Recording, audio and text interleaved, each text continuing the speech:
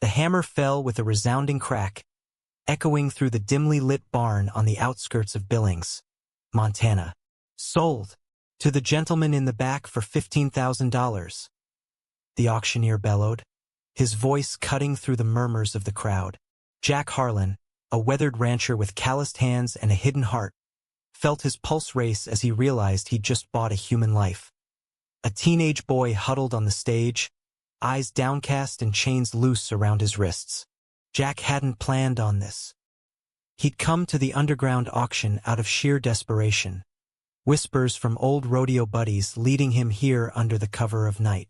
The boy, introduced as Lot 7, strong back for farm work, looked no older than 16, his frame lean from hunger but his gaze fierce with unspoken defiance. As the handlers dragged him off the platform, Jack stepped forward, his boots crunching on hay-strewn dirt, and handed over the wad of cash he'd scraped together from selling off part of his herd. "What the hell am I doing?" he thought, but the image of the kid's bruised arms had sealed it, reminding him too much of his own youth, beaten down by a world that didn't understand men like him. Driving back to his isolated ranch in the Montana Badlands, Jack glanced at the boy in the passenger seat of his battered pickup. "Name's Jack," he said gruffly, keeping his eyes on the winding road lit only by headlights. The boy said nothing, staring out at the endless prairie. "You got one?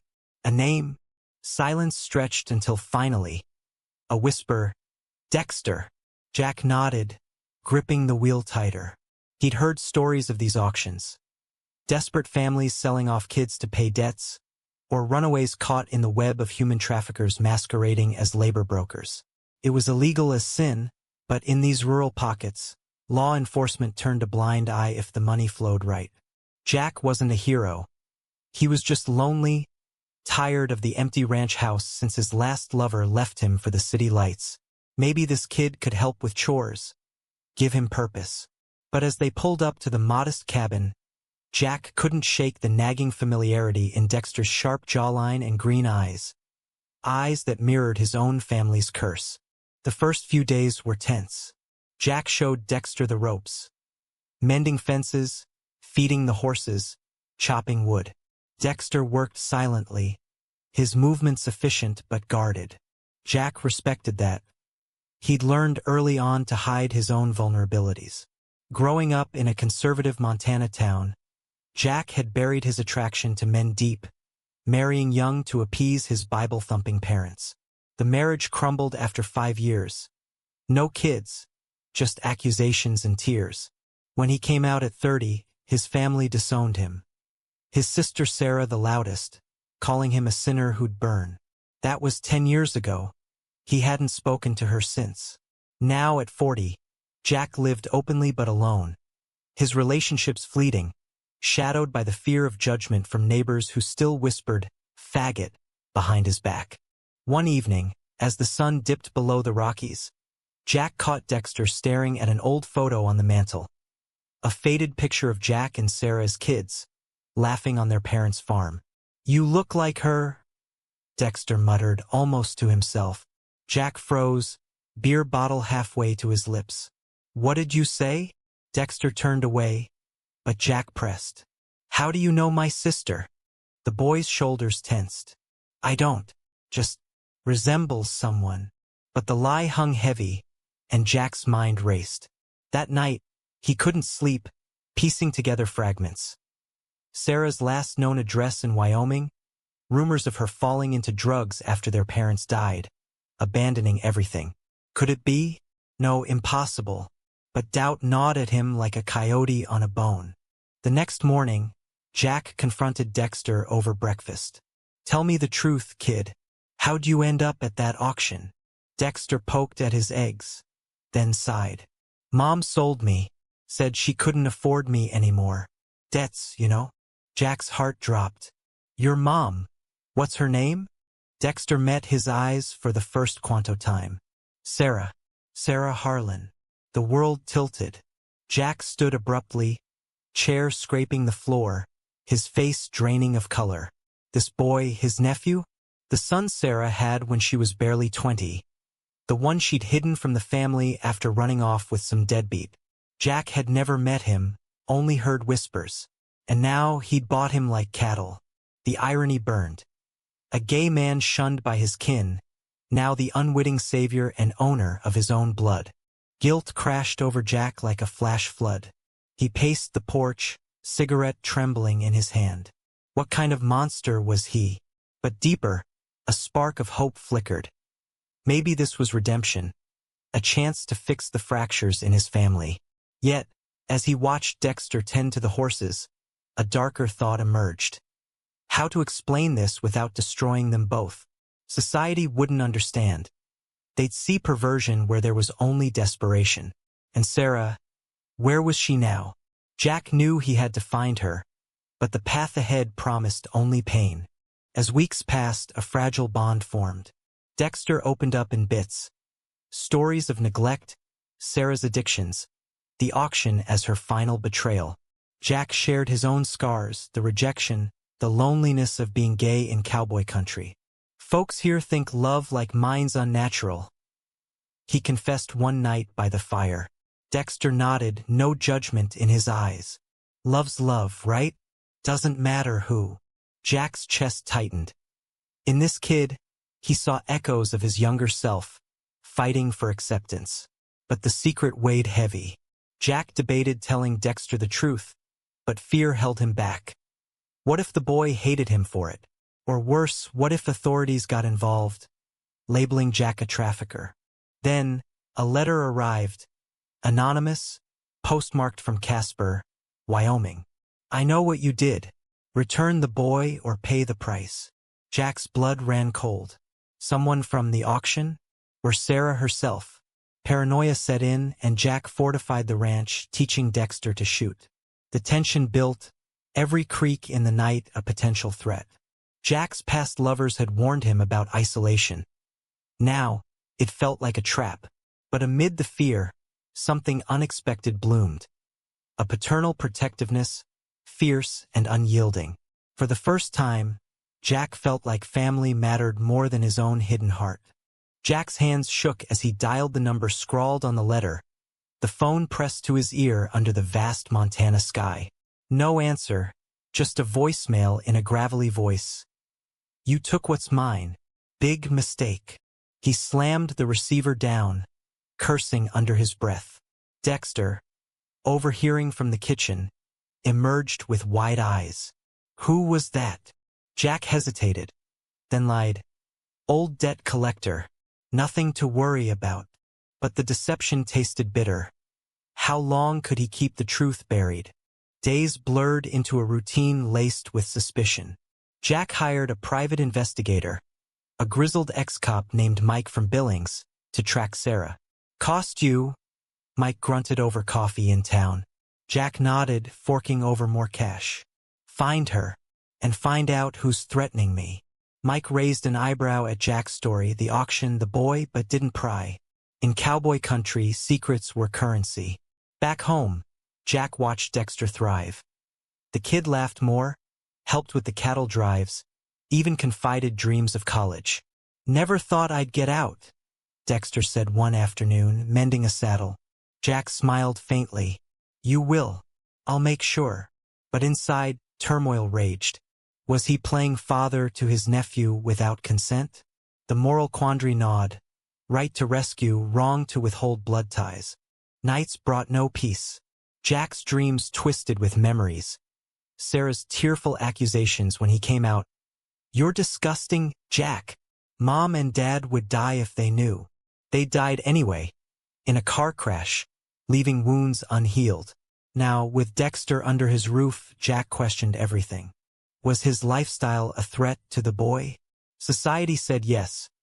Preachers on the radio railed against gay agendas corrupting youth.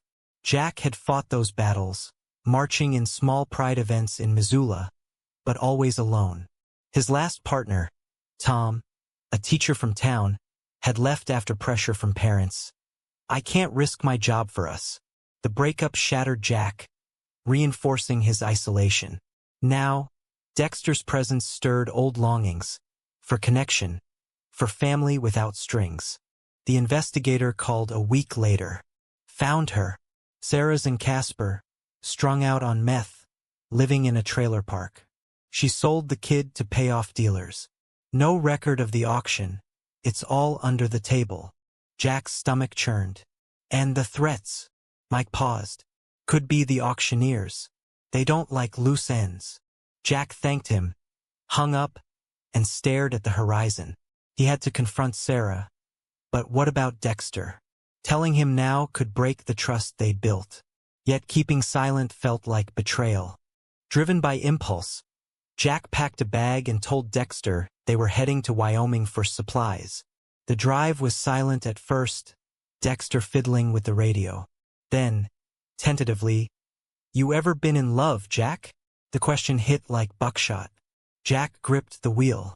"Yeah, with a man named Tom. Didn't work out." Dexter nodded thoughtfully. "That's cool. My mom's boyfriend was a jerk.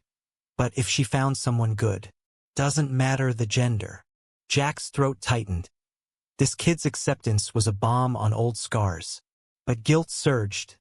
Dexter deserved to know his uncle, not this stranger facade. They arrived in Casper at dusk, the trailer park a maze of rusted homes and barking dogs.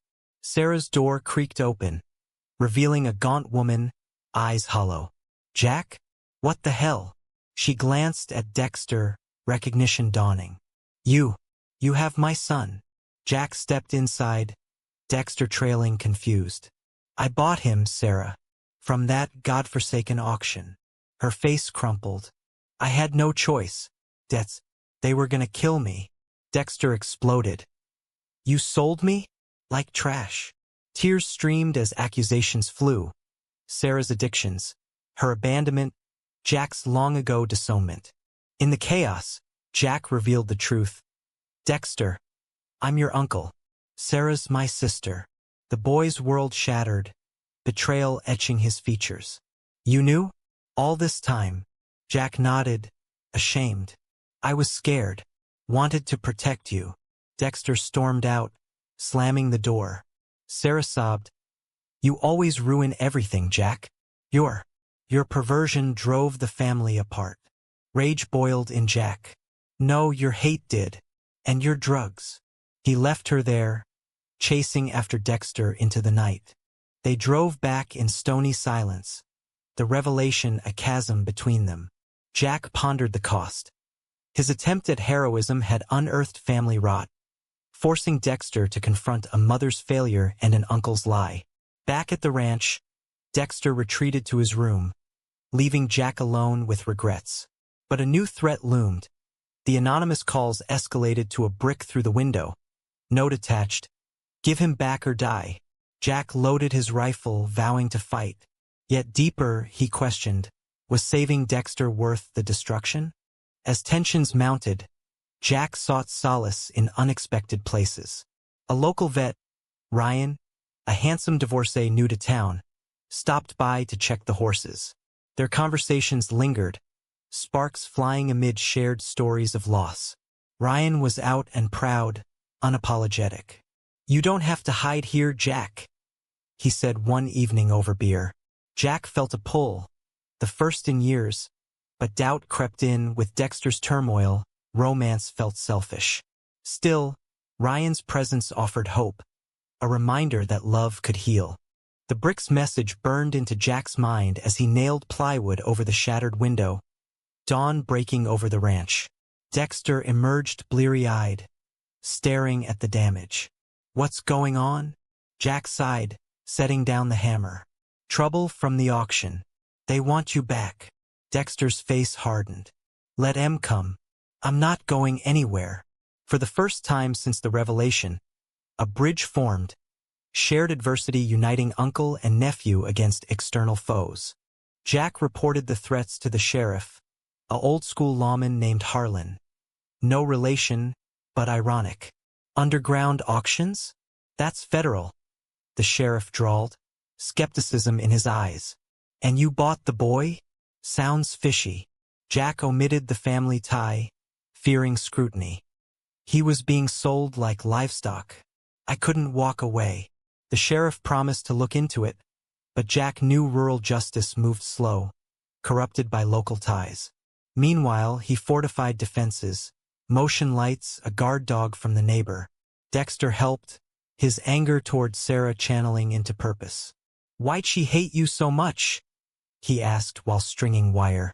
Jack paused. "Because I'm gay. Family couldn't handle it." Dexter shrugged. "Their loss.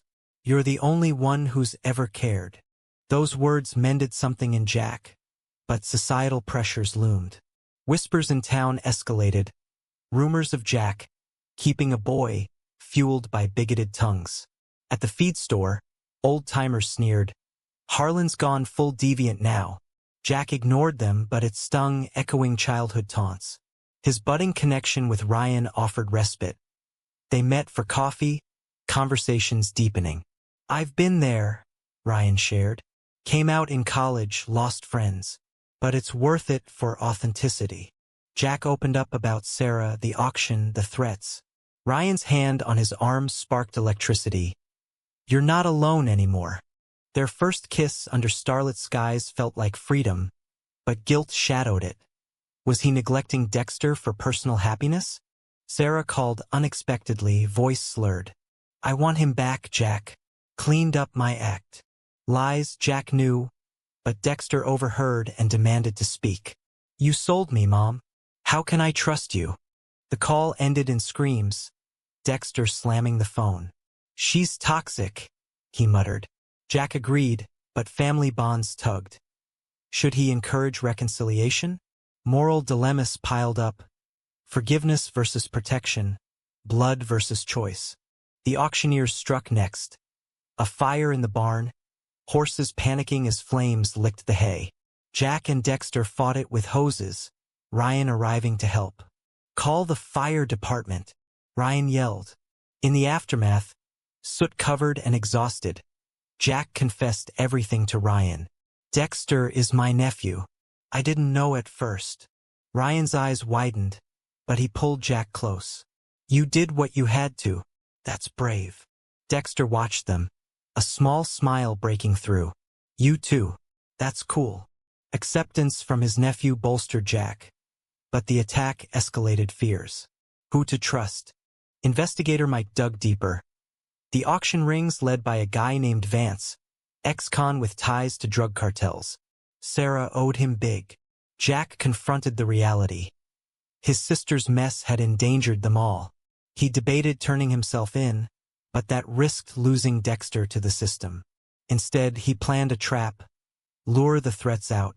With Ryan's help, they set up surveillance. Nights grew tense, Jack and Ryan's relationship blooming amid chaos. Stolen moments of tenderness contrasting the violence. Dexter's inner conflicts surfaced too. "I hate her, but she's Mom," he confided. Jack shared his own ambivalence. "Family's complicated. We choose who we keep." But society disagreed. A social worker visited, tipped off by rumors. "Concerns about the boy's welfare," she said, eyeing Jack suspiciously. "Living with a single gay man? Any impropriety?" Jack bristled. "He's safe here. Safer than with his mother." The visit rattled him, highlighting prejudices. Gay men as predators, unfit guardians. Ryan raged later. "It's bullshit. Fight it." Jack did, gathering character witnesses, but doubt crept. Was he the right influence? High noon brought confrontation. Vance's men showed up, trucks blocking the drive. "Hand over the kid," the leader snarled. Jack stood firm, rifle ready, Dexter and Ryan flanking him. "He's family. Leave or face the law." A standoff ensued, words turning to fists. Jack took a punch, bloodied but unbowed. Ryan disarmed one, Dexter wielding a pitchfork. Sirens wailed, the sheriff, alerted by Mike. Arrests followed, Vance's ring crumbling. Victory tasted bittersweet. Sarah arrived days later, sober for once, begging forgiveness. "I was wrong, Jack, about everything." Tears flowed as siblings reconciled tentatively. Dexter hugged her warily. "Prove it." Jack watched, heart full yet wary. Redemption's price was high. With Vance behind bars, peace settled uneasily over the ranch, but scars lingered like drought-cracked earth. Jack testified in court, the auction's horrors exposed.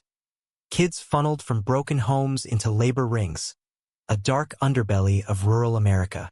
Media swarmed, dubbing him the cowboy hero, but headlines twisted: gay rancher buys teen, family secret revealed, bigots online spewed hate, pervert playing house. Jack ignored it, focusing on rebuilding. Dexter enrolled in school, thriving under stability. "Thanks, Uncle Jack," he said, the title now natural. Yet personal reckonings loomed. Sarah moved nearby, attending AA meetings, vowing change. Family dinners were awkward, old grudges surfacing. "I blamed you for our parents' stress," Sarah admitted. "But it was my own demons." Jack forgave slowly. "Hate almost destroyed us." Dexter mediated, his youth bridging gaps.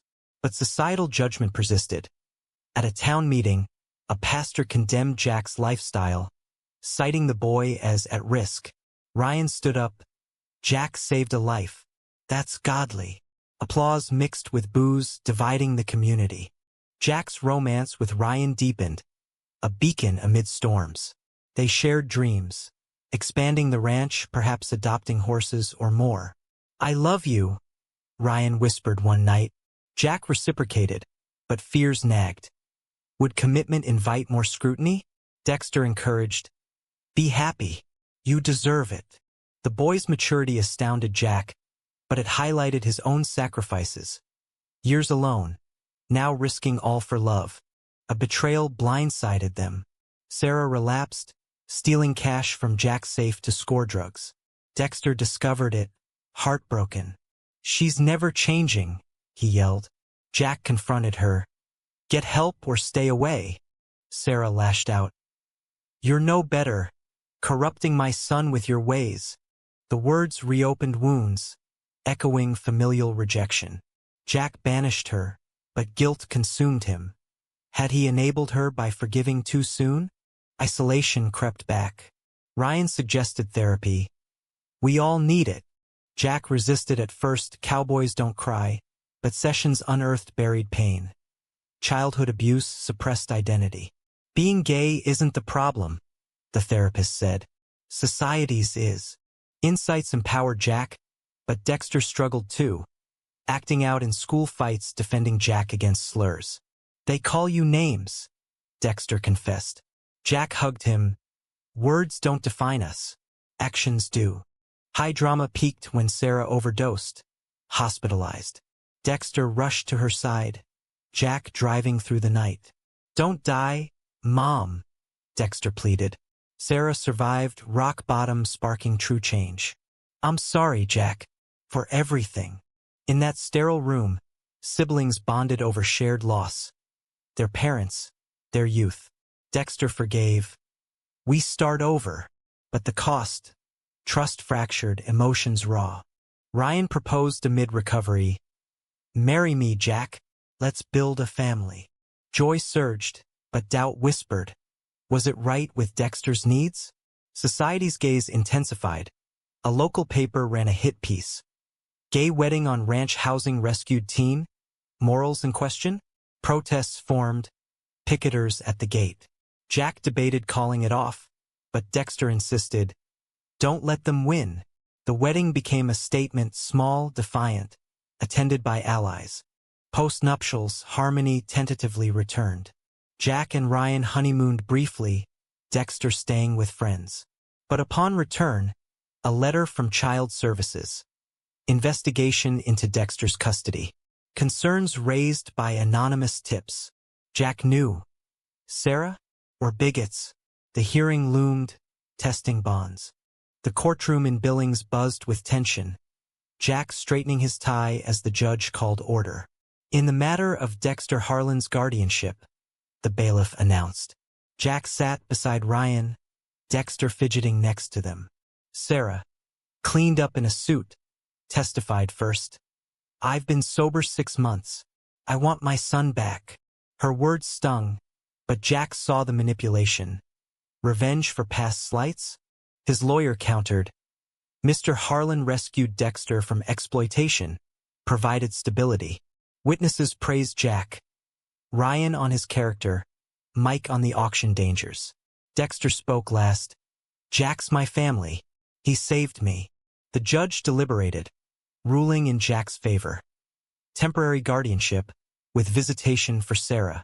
Relief washed over them, but victory felt hollow. Family pitted against family. Back home, celebrations mixed with caution. Ryan and Jack adapted to married life, their love a quiet revolution in conservative Montana. Dexter teased, You two are gross, but smiled. Yet, societal backlash escalated. Vandalism on the ranch, fags out, spray painted on barns. Jack reported it, but the sheriff shrugged. Kids prank. Ryan fumed. It's hate crime. They organized a community forum. Jack speaking, I'm gay, but I'm also a rancher, a uncle. Judge me on that. Some listened, others walked out. Change came slow, but allies emerged. A neighbor offering help, a church group condemning hate. Sarah's visits tested limits. She bonded with Dexter over stories, but slipped barbs at Jack. Your marriage, it's not natural. Ryan defended. Love is. Tensions boiled at a family barbecue when Sarah accused, You're turning him gay. Dexter snapped. Even if I was, so what? You're the one who sold me. Sarah left in tears, forcing Jack to mediate. We all make mistakes. Let's heal. Inner conflicts peaked for Jack. Therapy revealed imposter syndrome. Am I worthy of this family? Ryan reassured. You are. Dexter's coming of age added layers. He dated a girl from school, but confided confusions. What if I'm like you? Jack advised. Be true to yourself. No pressure. The conversation deepened their bond, but highlighted moral grays. Nature versus nurture debates in a judgmental world. A final twist. Vance, from prison, sent a goon for revenge. The intruder broke in at night, knife drawn. Jack wrestled him, Ryan calling 911, Dexter grabbing a lamp as weapon. Subdued, the man confessed, Vance wants payback. The incident solidified unity, but traumatized Dexter, nightmares plaguing him. Jack questioned his choices. Had rescuing Dexter invited endless danger? As seasons changed, growth emerged. Sarah entered rehab voluntarily, apologizing sincerely. I was wrong about you, Jack. Forgiveness flowed. Family reknitting. Jack and Ryan hosted pride events on the ranch, fostering acceptance. Dexter excelled, applying to colleges. Yet, sacrifices lingered. Jack's privacy lost. Ryan's career strained by association. Years compressed into moments as Jack watched Dexter graduate high school. Cap tossed high under Montana's blue sky. Pride swelled. The boy he'd saved, now a young man, bound for university on a scholarship. Ryan squeezed Jack's hand. We did good.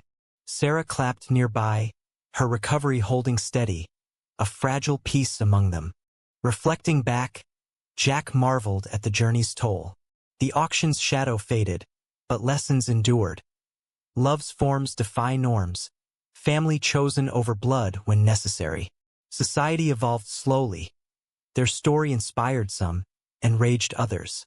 Jack faced death threats, but stood tall, advocating for LGBTQ rights in rural America. Change starts with one act, he told reporters. Dexter's departure brought emptiness, but also freedom. Jack and Ryan traveled, strengthening their bond. Sarah rebuilt her life, co-parenting amicably. Yet, echoes of betrayal lingered. The lies, the sales, the prejudices. Jack pondered the ethics. Was buying Dexter right even for rescue? The answer blurred in grays. In quiet evenings, Jack wrote a memoir, Catharsis for Wounds. Love demands sacrifice, he penned. Ryan edited. And it's worth every scar. Their life became a testament. Gay men as guardians defying stereotypes. But perfection eluded. A relapse scare with Sarah tested resolves. Dexter's college struggles with identity prompted calls home. Jack advised, question everything, but hold your truth. The family navigated, stronger for the fractures. As the sun set on another day, Jack sat on the porch, Ryan's head on his shoulder. Think we'd do it all again? Ryan asked. Jack nodded. In a heartbeat. The path had been fraught with confrontations, betrayals, trades, hurts, and awakenings. Each character paying dearly for growth. Was Jack's decision to buy Dexter at the auction ultimately a moral triumph or an ethical compromise?